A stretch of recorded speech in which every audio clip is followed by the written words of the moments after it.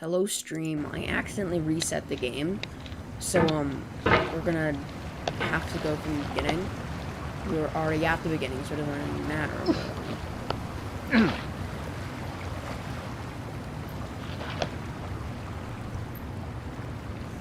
Whoop. This is probably hard.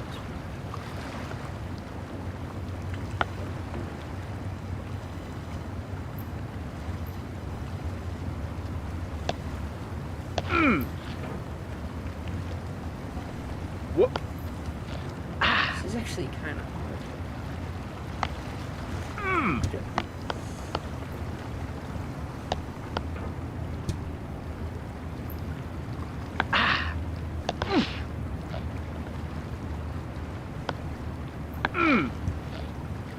Oh.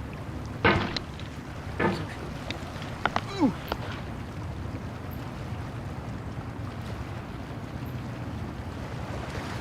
There's no feeling more intense than starting over. yeah. If you deleted your homework the day before it was due, as I have, or if you left your wallet at home and you have to go back after spending an hour in the commute. If you won some money at the casino and then put all your winnings on red but it came up black. If you got your best shirt dry cleaned before a wedding and then immediately dropped food on it. If you won an argument with a friend and then later discovered that they just returned to their original view. Starting over is harder than starting up. If you're not ready for that, like if you've already had a bad day, then what you're about to go through might be too much. Feel free to go away and come back. I'll be here. Alright, thanks for coming with me on this trip. I'll understand if you have to take a break at any point. Just find a safe place to stop and quit the game. Don't worry, I'll save your progress, always. Even your mistakes. This game is a homage to a free game that came out in 2002, titled Sexy Hiking. The author of that game was Jazzuo, a mysterious Czech designer who was known at the time as the father of B games. And B games are rough assemblages of found objects. Designers slap them together very quickly and freely, and they're often too rough and unfriendly to gain much of a following. They're built more for the joy of building them than as polished products. In a certain way, Sexy Hiking is the perfect embodiment of a B game. It's built almost entirely out of found and recycled parts, and it's one of the most unusual and unfriendly games of its time. In it, your task is simply to drag yourself up a mountain with a hammer.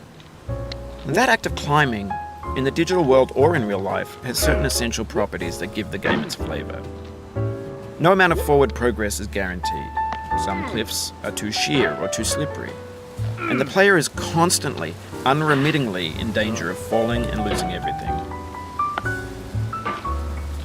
Anyway, when you start Sexy Hiking, you're standing next to this dead tree that blocks the way to the entire rest of the game. It might take you an hour to get over that tree, and a lot of people never got past it. You prod and you poke at it, exploring the limits of your reach and your strength, trying to find a way up and over. And there's a sense of truth in that lack of compromise. Most obstacles in video game worlds are fake. You can be completely confident in your ability to get through them once you have the correct method or the correct equipment or just by spending enough time.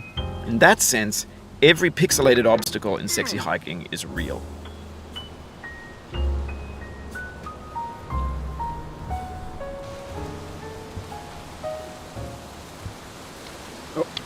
The obstacles in Sexy Hiking are unyielding, and that makes the game uniquely frustrating. But I'm not sure Jazzuo intended to make a frustrating game. The frustration is just essential to the act of climbing, and it's authentic to the process of building a game about climbing. A funny thing happened to me as I was building this mountain. I'd have an idea for a new obstacle, and I'd build it, test it, and it would usually turn out to be unreasonably hard. But I couldn't bring myself to make it easier. It already felt like my inability to get past the new obstacle was my fault as a player rather than as a builder. Imaginary mountains build themselves from our efforts to climb them, and it's our repeated attempts to reach the summit that turns those mountains into something real. When you're building a video game world, you're building with ideas, and that can be like working with quickset cement.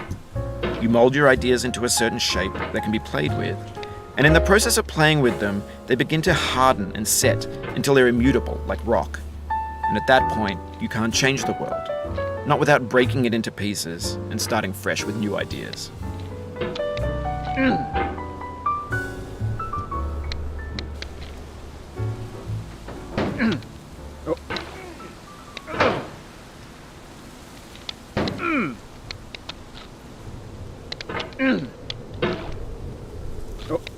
For years now, people have been predicting that games would soon be made out of prefabricated objects, bought in a store and assembled into a world. And for the most part, that hasn't happened, because the objects in the stores are trash. I don't mean they look bad or that they're badly made, although a lot of them are.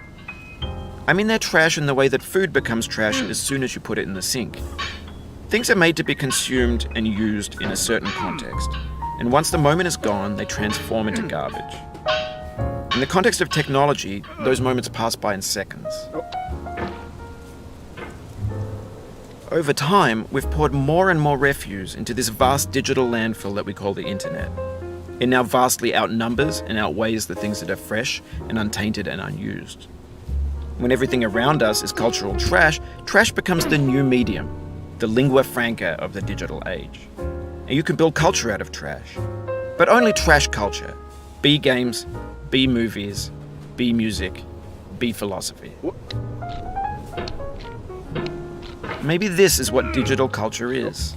A monstrous mountain of trash, the ash heap of creativity's fountain. A landfill with everything we ever thought of in it. Grand, infinite, and unsorted.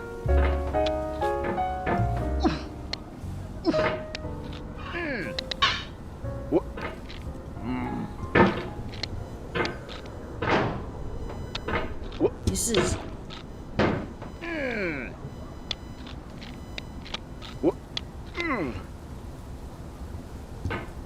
You know what? I know this game is supposed to be like getting over...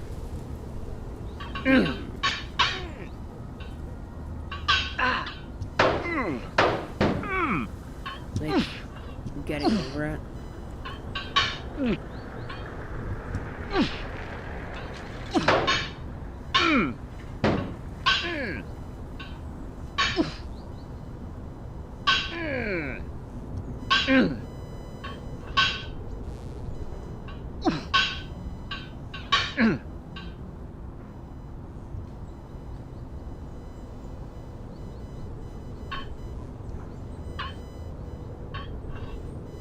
Oh, you just lost a lot of progress.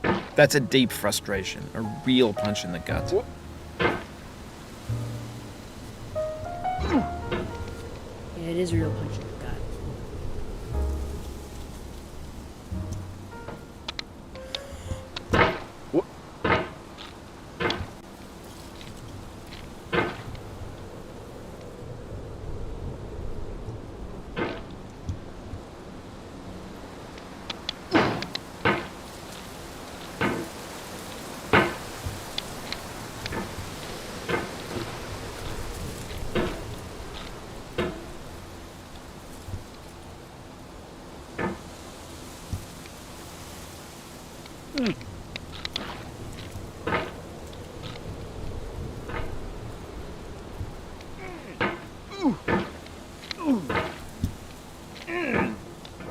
This is a hard part. I just don't like it.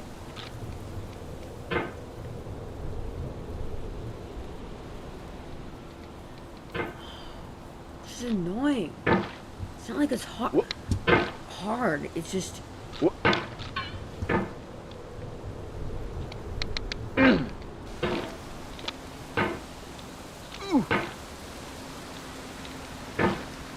It's just the most annoying part. You know what? Like...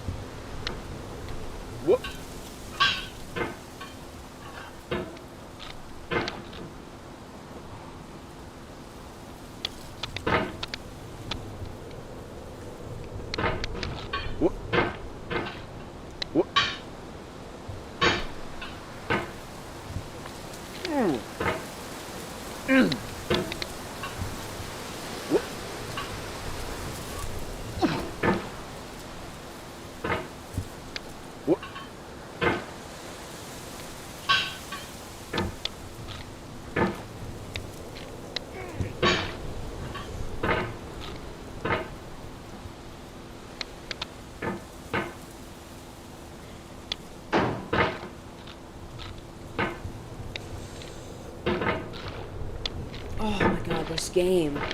This game is so rage-inducing.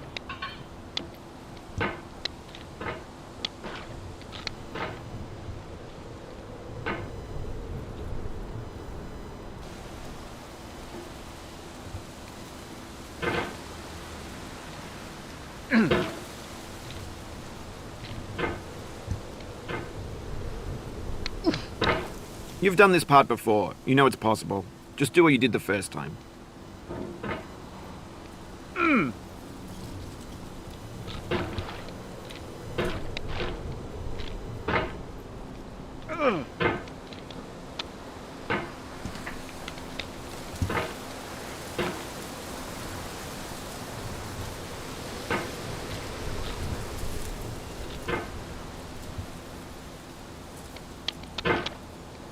Oh my god, I'm just... I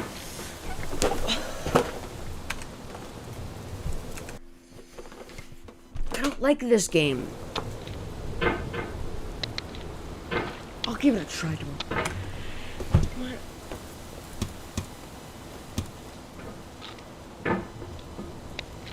Bye guys, I'm so angry here.